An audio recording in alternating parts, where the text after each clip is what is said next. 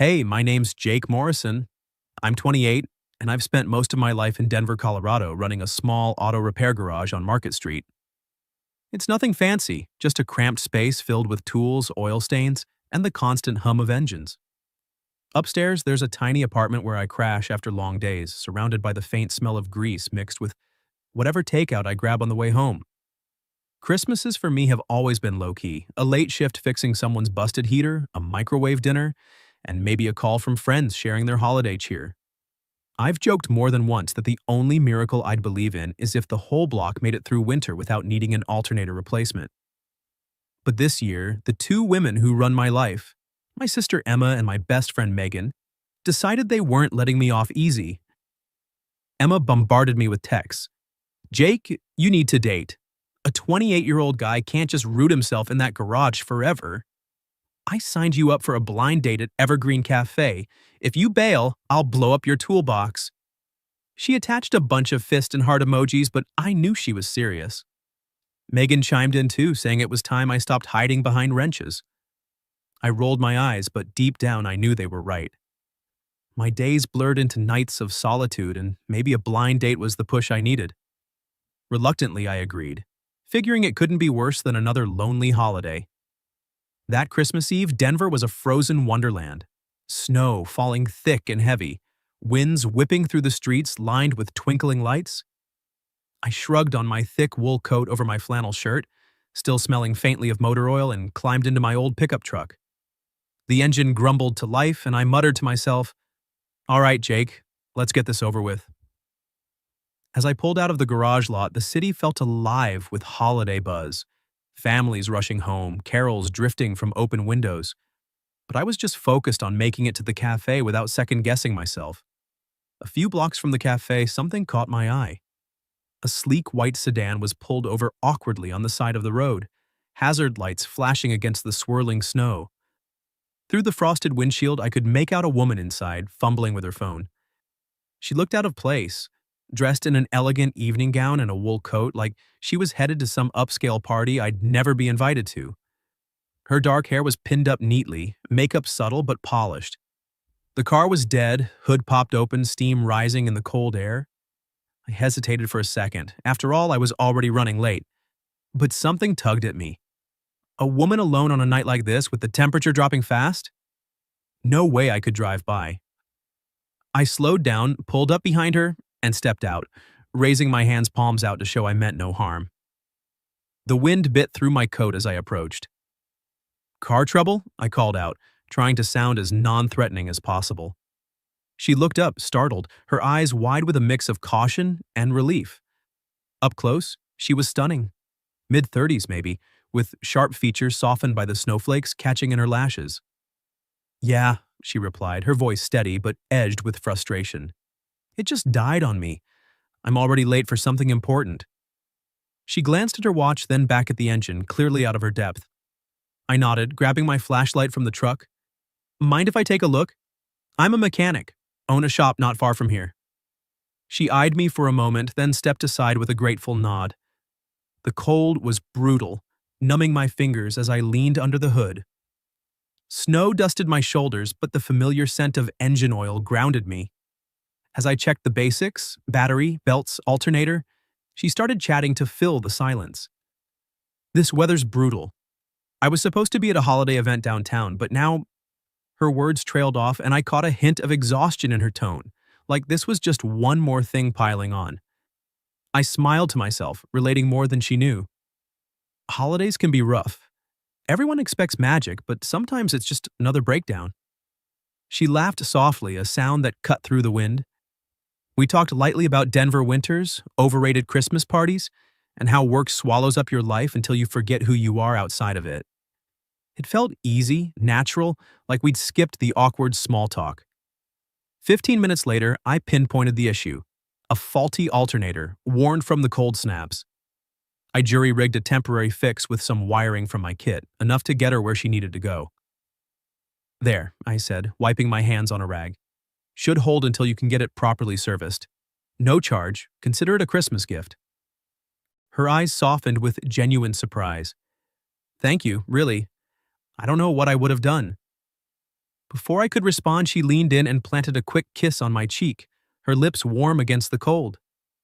Merry Christmas, whoever you are. I chuckled, not bothering to give my name, just waved as she got back in her car. You too. Drive safe. As she pulled away, I climbed into my truck, shaking off the snow, thinking that was the end of it. A random act of kindness on a snowy night.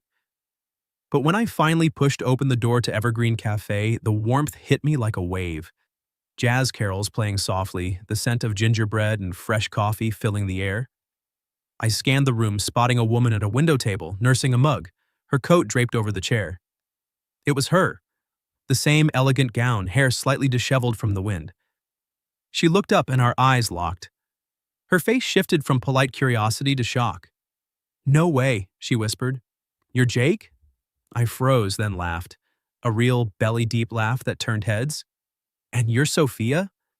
We both burst out laughing, the absurdity hitting us full force. The blind date set up by my sister had paired me with the very woman whose car I'd just fixed on the side of the road. In that moment, amid the falling snow outside and the holiday glow inside, it felt like the universe had pulled off the ultimate Christmas prank. Evergreen Cafe that night felt like a pocket of warmth carved out from the storm outside. The jazz versions of Christmas carols played softly in the background, mingling with the low hum of conversations and the clink of mugs. Strings of fairy lights draped across the wooden beams cast a golden glow over everything, and the air was thick with the scent of fresh brewed coffee and gingerbread cookies. Sophia and I sat at that corner table by the window, snowflakes piling up on the sill like silent spectators to our unexpected reunion. We were both still catching our breath from the laughter, the absurdity of it all sinking in. She shook her head, her dark hair catching the light as she tucked a stray strand behind her ear. I can't believe this. Of all the people in Denver, the guy who fixes my car on the side of the road turns out to be my blind date. Her voice was lighter now, the tension from earlier melting away. I grinned, leaning back in my chair. Yeah, well, if I'd known, I might have charged you for the repair. We ordered lattes, hers with an extra shot of espresso, mine black, and as the barista set them down, the steam rising between us, it felt like the start of something effortless. Sophia introduced herself properly. Sophia Lauren, 30 years old, CEO of a boutique fashion label based right here in Denver. Her company specialized in high-end women's wear, blending modern cuts with sustainable fabrics, but she admitted things weren't as glamorous as they sounded. We're on the brink, she said, stirring her coffee slowly, her manicured nails tapping the spoon. If we don't expand in the next 3 months, new stores, bigger online presence, we might go under. Investors are breathing down my neck, and every decision feels like it could make or break everything. Her eyes met mine, and for a moment, the polished executive facade cracked, revealing the exhaustion underneath. I nodded, recognizing that weight all too well. Sounds familiar. My garage isn't exactly an empire, but it's mine. I took it over from my dad a few years back. He taught me everything. We used to spend nights in there, fixing up old beaters just to keep the lights on. After he passed, it was touch and go with the bills, but I hung on. She leaned forward, genuinely interested. What keeps you going? In a world full of chain auto shops, why stick with a small place like that? I shrugged, taking a sip of my coffee, the bitterness grounding me. It's not about the money, it's the people, the stories behind the cars. Like this one guy who tried to fix his transmission with duct tape and gum? Swore it worked for a week before it blew up. Or the old lady who brings her '67 Mustang every spring, just for a tune-up and a chat. Sophia laughed, a real, unguarded sound that lit up her face. It was the first time I'd seen her without that layer of worry, and it made the whole night feel less like a setup and more like fate. We swapped tales of failures and near misses. I told her about the time a faulty diagnosis cost me a loyal customer, how I'd stayed up nights replaying it, questioning if I was cut out for this. She shared her own scars, a collection that bombed because it was too vintage for the market, leading to layoffs she still regretted. I built this company from nothing, she said, her voice dropping.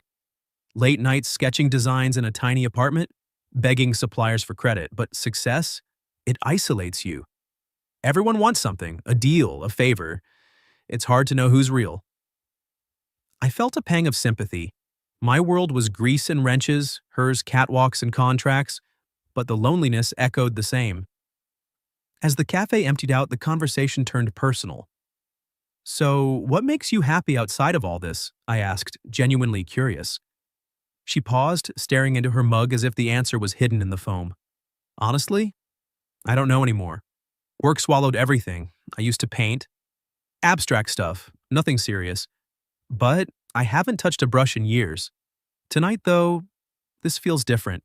No pretending, no agenda, just being myself." Her words hung there vulnerable, and I felt my cheeks flush under the dim lights. It was the same for me. For once, I wasn't the grease monkey mechanic or the guy dodging setups. I was just Jake. The clock ticked toward closing, but neither of us seemed eager to leave. Outside, the snow had blanketed the streets in white, muffling the city's sounds. When we finally stood, I mustered the courage. "Your car's patched for now, but if you're free tomorrow, swing by the garage. I'll give it a proper once-over. No charge, for a special customer." She smiled, that warm, trusting look returning to her eyes. 2 o'clock sharp. I'll be there." Walking back to my truck, the cold air sharp against my skin, I replayed the night in my head. The laughter, the shared stories, the way her presence made the holiday feel less empty. For the first time in years, I went home with a spark of hope flickering inside, like maybe miracles weren't just for other people. As I climbed the stairs to my apartment, the garage below quiet and dark, I whispered to myself, "Who knows? Maybe this is the start of something." Little did I realize how right and how complicated that thought would turn out to be. The next day, Sophia showed up at the garage right on time, pulling her sedan into the lot at exactly 2 p.m. She stepped out looking completely different from the night before. No evening gown or polished makeup, just a simple gray sweater, fitted jeans, and her hair tied back in a loose ponytail. There was a tiredness around her eyes, like she hadn't slept well. But she smiled when she saw me wiping my hands on a rag. "Ready for my lesson, Professor?" She teased, her voice lighter than her expression suggested. I chuckled, feeling a warmth spread through me that had nothing to do with the space heater humming in the corner. The garage was my domain. Tools scattered on workbenches, the faint echo of a radio playing classic rock in the background, and the ever-present scent of motor oil and rubber. I handed her a pair of gloves and led her to the hood of her car, which I'd already popped open. "All right, let's start with the basics," I said, pointing out the spark plugs. "These are your BU guys. Think of them as the heart of the ignition. Dirty ones can make your engine stutter like it's got a bad cold." She leaned in, genuinely curious, asking questions about how everything connected. "So, if this belt snaps, the whole thing just stops?" she asked, tracing the serpentine belt with a gloved finger.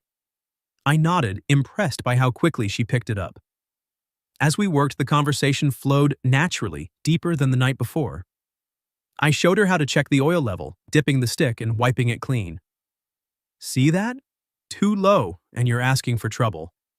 She tried it herself, a little clumsily at first, laughing when a drop of oil smeared her glove. "I'm more used to sketching designs than this," she admitted. We sat on a couple of old stools by the workbench, sipping coffee from paper cups I'd grabbed from the mini-fridge upstairs. She opened up about her childhood in Denver. Parents divorced young, forcing her to grow up fast, scraping by with part-time jobs while dreaming of fashion school. "I built my company from a single sewing machine in my apartment," she said, her eyes distant. "Late nights, begging for loans. It was exhilarating at first, but now it's like I'm chained to it."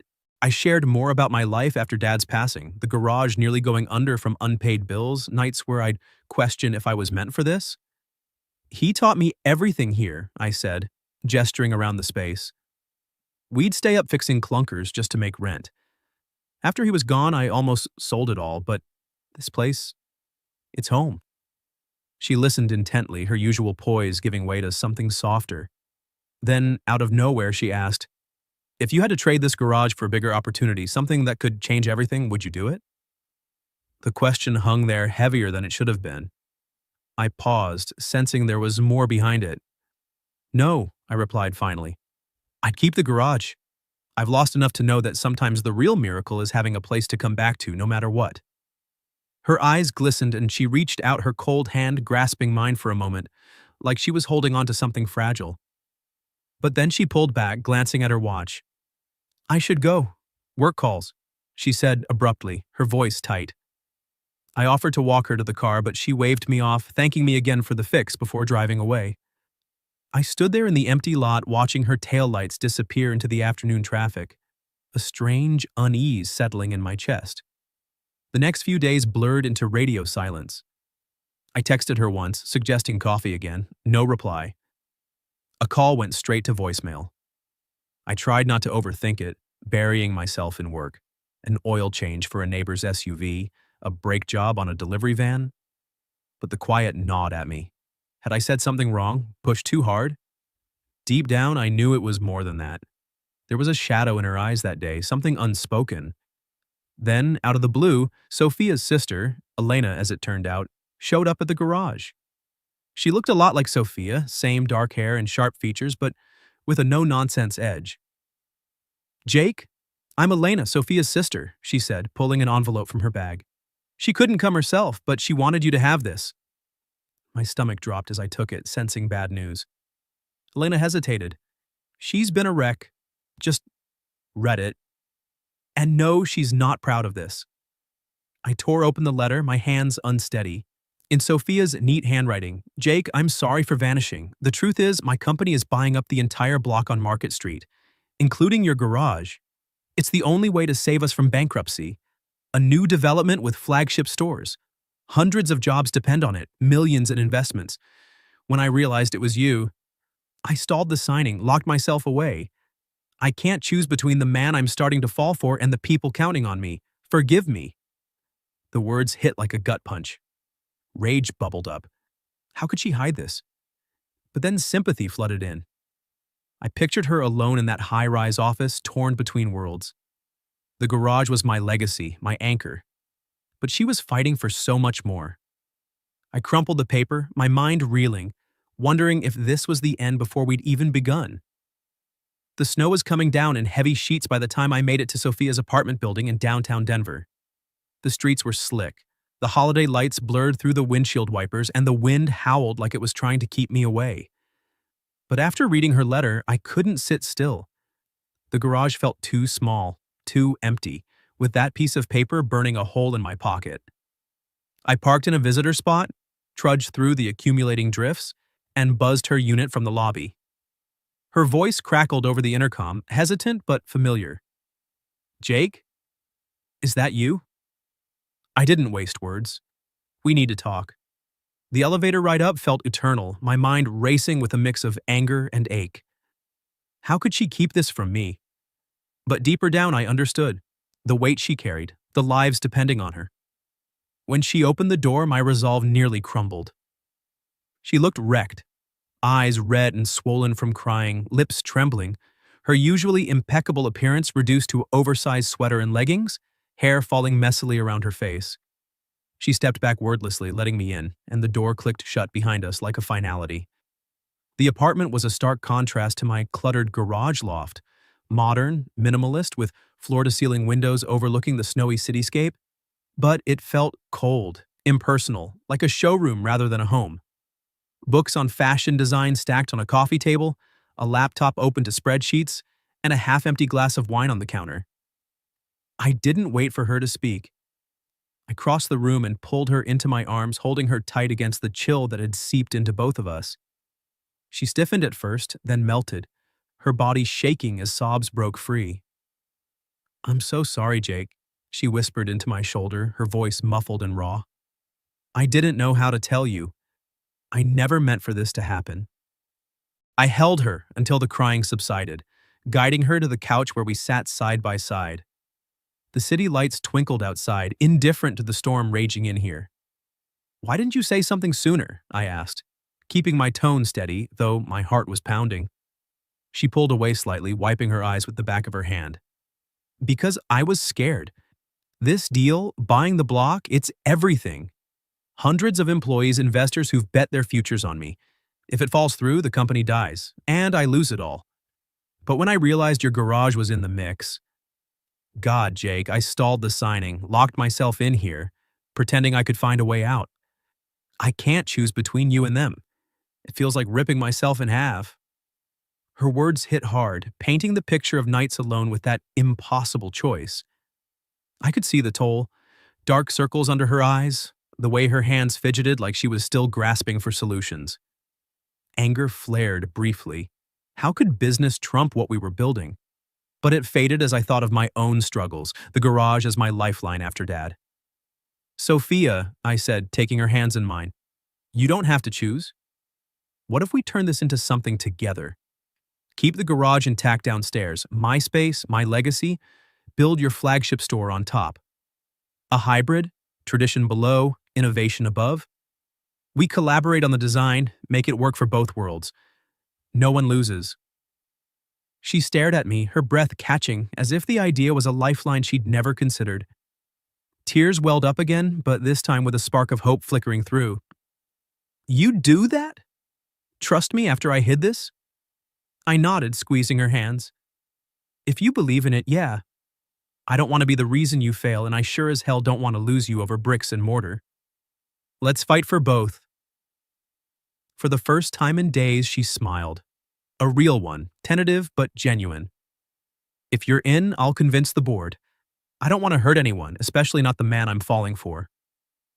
We spent the rest of the evening hashing out rough ideas, sketches on napkins, calls to my contacts for structural feasibility, her pulling up zoning docs on her laptop. It wasn't romantic in the candlelit sense, but it felt right. Two people facing a mess head-on. The following days were a whirlwind. Sophia dove back into work with a fire I hadn't seen before, scheduling emergency meetings with her investors and architects. She presented the integrated development plan, preserving the garage as a nod to local heritage while stacking her retail space above, with shared access and eco-friendly upgrades. I chipped in where I could, reviewing blueprints for practical tweaks, connecting her with contractors I'd trusted for years, even mocking up a quick model in my garage using cardboard and tape. There were setbacks. One investor balked at the sentimental angle, another worried about costs. Sophia faced grueling debates, her voice steady over video calls as she argued for balance. This isn't just real estate, she'd say. It's about building something sustainable. For the community, not against it. The board vote came on a crisp morning, the kind where the snow crunched underfoot and the air bit your lungs. I waited outside her office building, pacing the sidewalk, my breath fogging the air. When she finally emerged, her face told the story before her words did, tears streaming, but a triumphant smile breaking through. It passed, she whispered, throwing her arms around me. By a narrow margin, but it passed. They love the hybrid idea, said it sets us apart. I held her close, the relief washing over us like a wave. In that moment, amid the bustling downtown crowd, it felt like we'd won more than a business deal. We'd chosen each other, fought for a future where neither had to sacrifice everything. Miracles, it turned out, weren't handed out. They were built, one tough choice at a time. A year later, the new building on Market Street stood tall and gleaming under the winter sun, a testament to what we'd fought for. The ground floor was still Morrison's garage, my garage, with the same weathered sign hanging proudly above the bay doors, now polished and lit with warm spotlights. Upstairs, Sophia's flagship store for Laurent and Company sprawled across the upper levels, its glass facade reflecting the snowy streets below, golden lights spilling out onto the sidewalk like an invitation. It wasn't just a compromise, it was a fusion, my gritty, hands-on world anchoring her sleek, innovative one. We'd turned a potential disaster into something that felt alive, buzzing with possibility. The grand opening was a whirlwind. Crowds lined up before we even unlocked the doors. Locals curious about the hype, fashion enthusiasts drawn by Sophia's new collection, and my regular customers stopping by for oil changes amid the chaos.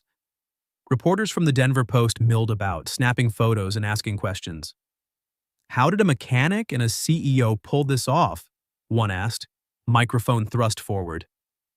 Sophia, looking radiant in a tailored coat from her line, smiled and replied, "It started with a broken alternator on Christmas Eve. Sometimes the best partnerships come from the unlikeliest places." The papers dubbed it the Christmas miracle on Market Street, a blend of past and present, tradition and progress. For me, it was more than headlines. It was seeing my dad's legacy thrive without being erased, and watching Sophia's company not just survive, but soar, with sales spiking from the unique setup. That Christmas Eve, exactly a year after our fateful meeting, Sophia and I found ourselves back at Evergreen Cafe. The place hadn't changed much.